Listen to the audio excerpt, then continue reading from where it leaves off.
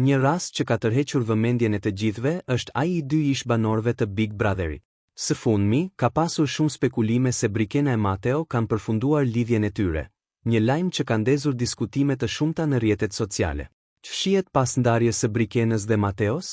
Shumë pyetje janë ngritur mbi realitetin e tyre.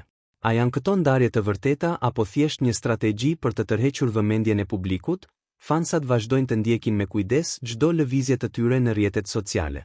Fansat e çiftit janë të ndarë në mendimet e tyre. Disa besojnë se ndarja është reale, ndërsa të tjerë mendojnë se kjo situatë është krijuar për të rikthyer vëmendjen e publikut.